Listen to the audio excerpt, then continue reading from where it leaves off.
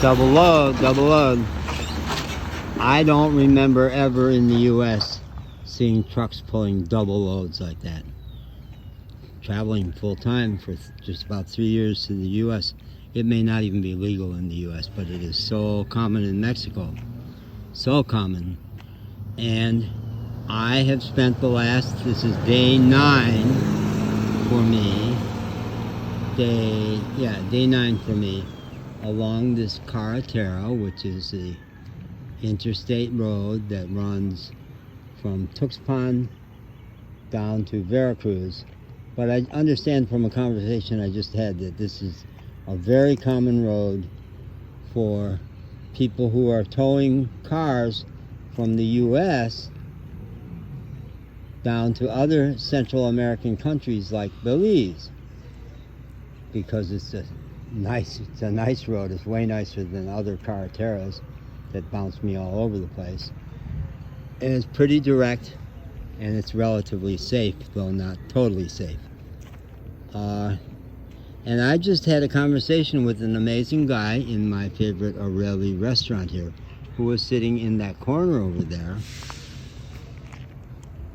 A guy from another Central American country who was listening to English language news on his phone. He's from Belize, and we did not converse. I listened to his news program and was quite curious about him. He was clearly not local. Nobody around here speaks English. And I looked out there, and it looked like he was one of those people. He had 2 vehicles in tow behind his truck. So I thought, oh, maybe I'll ask him about that, what goes on there. So I don't even remember which of us initiated, but as he was getting ready to leave, he said hi to me in English, and that opened up a conversation, because I haven't had a chance to speak English down here. When was the last time? With a native English speaker. I maybe have not had a face-to-face conversation with the native English speakers in the 3.5 months I've been in Mexico, only over the phone. And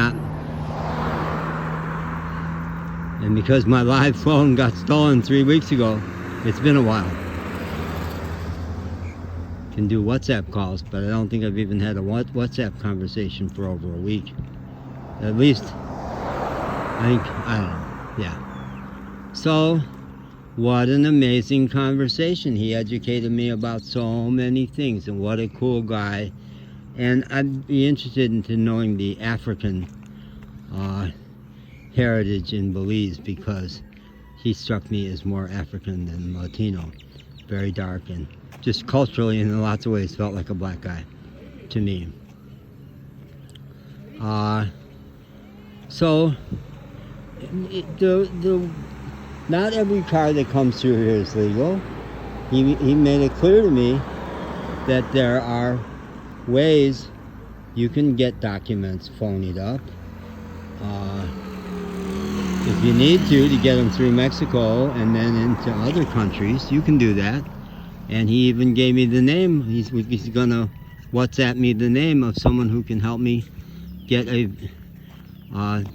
very, very real looking document, bill of sale, on my vehicle so that I'll be safe. And he said, you've actually been luckier than you realize, because any of these cops could impound your vehicle for not having documents. And I continually get humbled by how much of the bigger picture I'm missing. But this guy, because he does this for a living, clarified a lot of things for me. One is that it's not actually as safe in the places I've been traveling as I thought it was. The deal is I haven't had anything that anybody wanted. But folks like him, who professionally drive cars through here, they get robbed on a regular basis, and it happened to him very recently at gunpoint. And one of the people in his convoy was shot at as a warning shot and hit in the belly with a machine gun. So it's not that safe. When I described my vehicle, he said, oh, they like to drive those vehicles. They like those vehicles, but they're not going to steal that vehicle. It's not worth anything. He let me know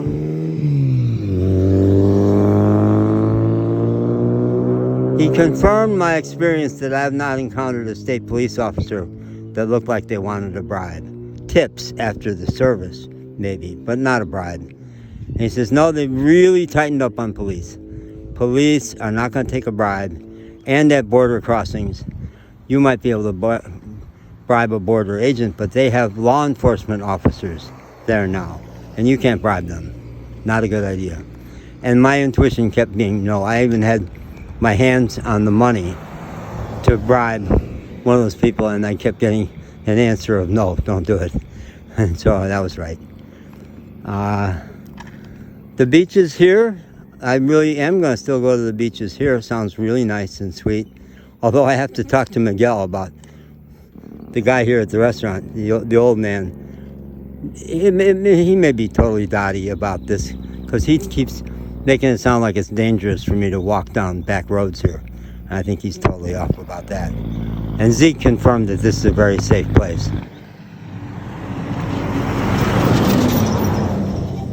And that he feels free to sleep in his truck along this stretch of road.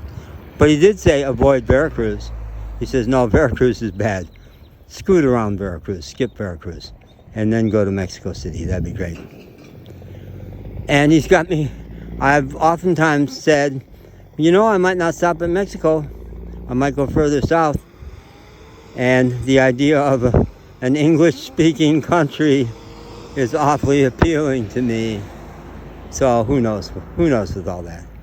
There's so many experiences to be had in between. He was all ears about my story about the Matamoros cartel. I've never encountered anybody who was so eager to hear that story.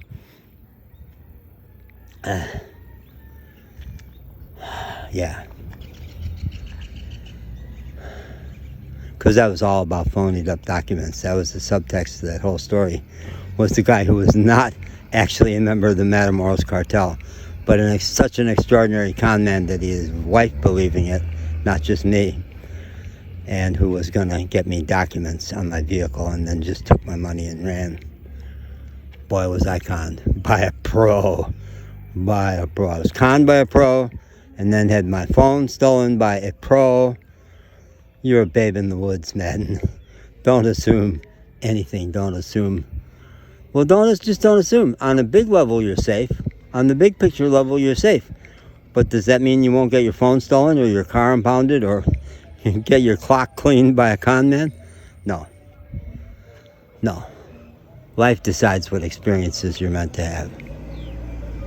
And meanwhile, I'm walking around out in the sun like a nut. It's a little overcast, so it's not hitting me full. But it's hot. It's hot here still. And I got to ground myself with talking with O'Reilly about, can I run a tab here for 4 days?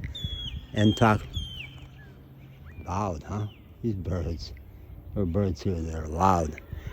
And then talk to Erica across the street about, can I run a tab there for 4 days? Because I am out of money. Out of money.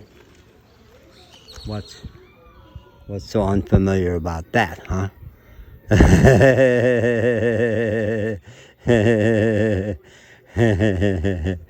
Oh, laugh, John. Just keep laughing. Go look at the avocado. No, there's not avocados here. And there's not even mangoes here. The little girl in this family here apprised me. The 3-year-old says, no, it's not mango, it's papaya. Goofball. What kind of a... She said, I was surprised, the little Latina girl saying, what kind of a fucking gringo are you, man? Guys at the barber shop in Vega yesterday, these teenage guys taught me how to say asshole in Spanish, and I never got the screenshot. I'm not sure I even know how to do it still. But I said, well, then tell me how to say big, fat, stupid, fucking asshole. And they adored that. So I do know how to talk to teenagers.